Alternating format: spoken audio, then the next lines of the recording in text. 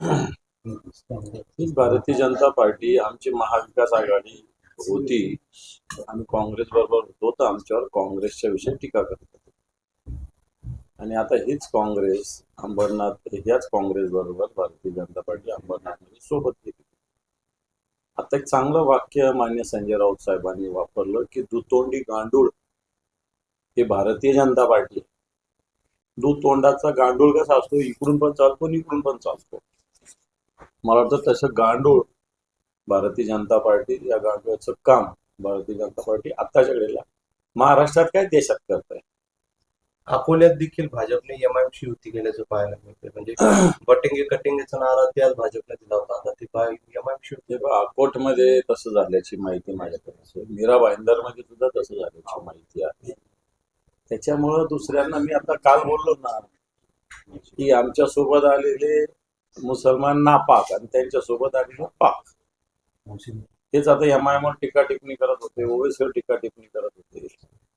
आता या ओवेसी बरोबर आता काही ठिकाणी तसं पाहायला गेलं तर ओवेसी त्यांच्यासाठीच काम करतात. याच्यात काही दुमत असायचं काही कारण नाही. परंतु आता उघड उघड सोबत काम करायला त्यांनी सुरुवात केलेली हे अकोट मीरा भाईंदर याच्यावर दिसायला लागले. भाजपला शिंदे आणि अजित पवारांना बाजूला करायचं आहे. ते टप्प्याटप्प्याने करतील. पहिला टप्पा कुणाचा आहे निवडणुकीनंतर कळेल, असा मोठा दावा विजय विट्टीवारांनी केला. काही चूक नाही, बरोबर बोलले. भाजप यूज अँड थ्रो अशाच पद्धतीनं वागणारी पार्टी आहे.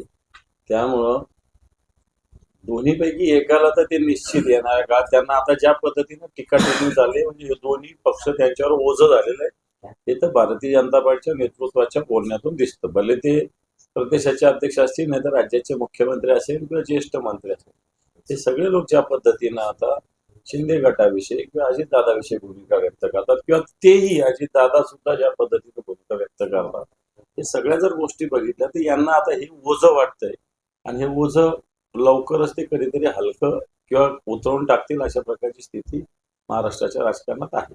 विधानसभा अध्यक्ष राहुल नार्वेकर यांच्यावर निवडणूक अधिकाऱ्यावर दबाव टाकल्याचा आरोप होत होता. आता या सगळ्या प्रकरणात याचिका देखील दाखल करण्यात आली. निवडणूक आयोगावर दबाव तर टाकलाच, पण उमेदवारावर टाकल्याचं सुद्धा मी माहिती घेतली. एक तेजल पवार नावाची एक भगिनी तिथं उमेदवार आहे. तिने स्पष्ट सांगितलं काल मीडियासमोर की तिच्या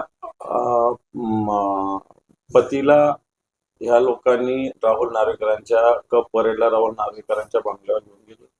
तिथं मोठी कॅश ठेवली, किती लागते घे असं म्हटलं. पुन्हा एका त्याच्या घरी जाऊन त्याला बीएमसीचे किती टेंडर्स लागतात ते घे म्हटलं. अशा पद्धतीनं त्याला वेगळ्या पद्धतीनं प्रलोभनं दाखवली, भीती दाखवली की आम्ही याला तडीपार केलं, याला पोलिसांकडून हे केलं ते केलं. या सगळ्या गोष्टी त्या उमेदवारांनी सांगितलेल्या आहे, आम्ही नाही सांगितलेल्या. तुम्ही रेकॉर्डवर ते बघू शकता. आणि असं करणारे राहुल नार्वेकर हे आपले विधानसभेचे अध्यक्ष आहेत. महाराष्ट्राची संस्कृती परंपरा कुठली आहे?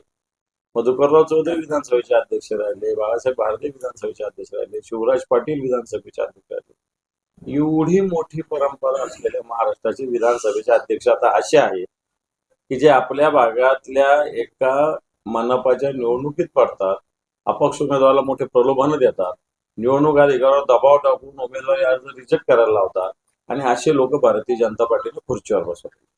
भाजपच्या भगवा शब्द प्रचार गीतास राज्य निवडणूक आयोगाने नकार दिला आहे. अशा पद्धतीने निवडणुकीत वापरता येणार नाही असं मला नाही माहिती, पण भगवा हा शब्द काय चुकीचा आहे असं मला नाही वाटत. भगवा हा शब्द चुकीचा आहे असं मला वाटतं. भगवा आहे हा भगवा आहे, त्याला काय प्रॉब्लेम. मी भगवा घालून फिरतो, हा भगवा आहेच ना. त्याला मला असं वाटत नाही निवडणूक आयोगाने अशा पद्धतीनं ऑब्जेक्शन घ्यावं. सर, वारिस पठान ने जो है नीलेश राणे को अपनी जेब में डालकर हैदराबाद लेके जाने की भाषा की और साथ में कहा है कि नीलेश राणे का जो कद है वो आवेशी साहब के नाड़े के इतना है. वैसा उन्होंने सही बोला है, लेकिन ये लोग सोची समझे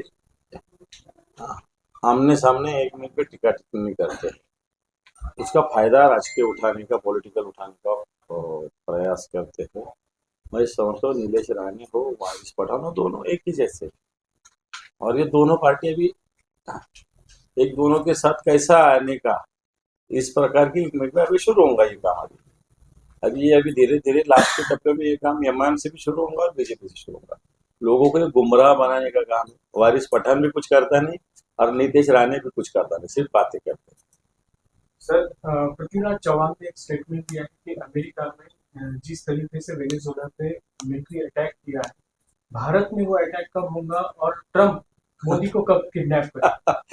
अच्छी बात कही है, लेकिन उसके बारे में मैं कुछ कहूंगा नहीं। ठीक है, मोदी जिस प्रकार अभी राजनीति चल रही है वो समय आएगा, लेकिन उसको अमेरिका की जरूरत नहीं, हिंदुस्तान की जनता सक्षम है इसके लिए, ऐसा मैं समझता हूँ। क्योंकि मैं पृथ्वीराज जी जैसा स्टेटमेंट नहीं दूंगा।